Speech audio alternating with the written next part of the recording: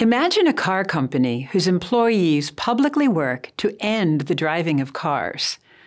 Picture a tech company's workforce dedicated to ridding humanity of technology. It's safe to say those businesses would suffer and that those employees would be removed to prevent a collapse. But what if dissenting employees want to stay? Can the government force businesses to retain them? How about a chef at a Jewish restaurant who disregards kosher laws? Or a Catholic school teacher who is publicly in a same-sex relationship? If a house is divided against itself, it will not stand. President Lincoln echoed this scripture passage just before the Civil War. We can all agree that a political party, nonprofit, or business needs employees who support its mission in order for it to be what it is. This is likewise and obviously true of Catholic institutions, too. But governments are increasingly insisting that religious institutions hire and retain employees opposed to the mission. Politicians repeatedly attempt to force Catholic hospitals, churches, and schools to contradict their religious beliefs, no matter how reasonably, how scientifically, or how kindly these beliefs are articulated. Where can we see this played out? First, the state is demanding that our Catholic healthcare institutions perform abortions and transgender surgeries. Second, they pressure Catholic schools to teach our minor children harmful sex ed curriculum and gender ideological content.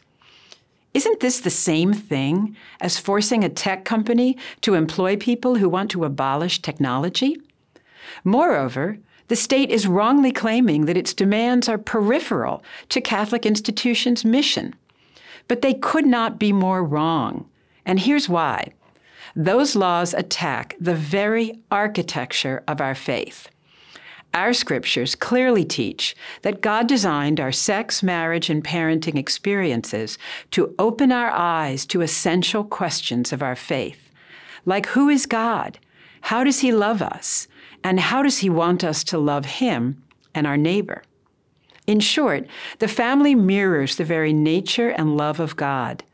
Our scriptures and tradition further hold that Catholic teachings about sex, marriage, and parenting flow from and impact our beliefs about other crucial matters, such as God's sovereignty over creation and the sacredness of the human body.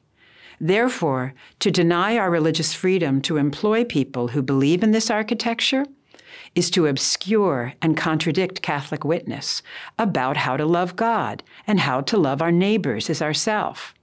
We can't remain silent on issues like abortion, transgenderism, same-sex marriage, and euthanasia. In both courts of law and public opinion, Catholics must enshrine the legal right of our religious institutions, like all institutions, to maintain the freedom to employ co-believers.